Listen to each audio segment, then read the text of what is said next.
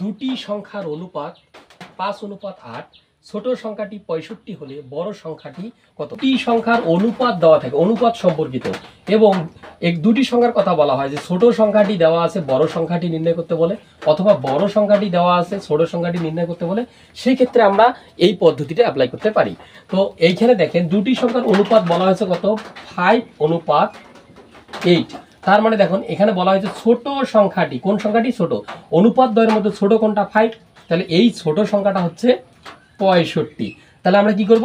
আমাদের বড় সংখ্যাটি কত? এই সংখ্যাটা কত আমরা জানি না, এর জন্য আমাদের এই অজানা সংখ্যাটাকে বাইর করতে হবে। তো দেখেন আমরা এখানে কি করব, ছোট সংখ্যাটি হচ্ছে 65, এদের অনুপাত যেহেতু 5, তাহলে এই 5 দিয়ে 65কে আমরা যদি ভাগ করি, 5, 13, 65, 13। তার মানে এখানে বোঝা যাচ্ছে যে এই সংখ্যাটা 65টা 5-এর কত গুণ?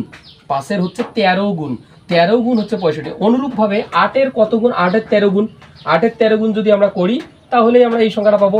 তাহলে 3 8 24 4 হাতে হলো 2, 8 1 9 10, 104। তার মানে এই সংখ্যাটা হবে আমাদের কত গুণ? 104 গুণ। ভিডিওটি ভালো লাগে অবশ্যই চ্যানেলটিকে সাবস্ক্রাইব করবেন এবং ভিডিওটিতে একটি লাইক দিতে ভুলবেন না।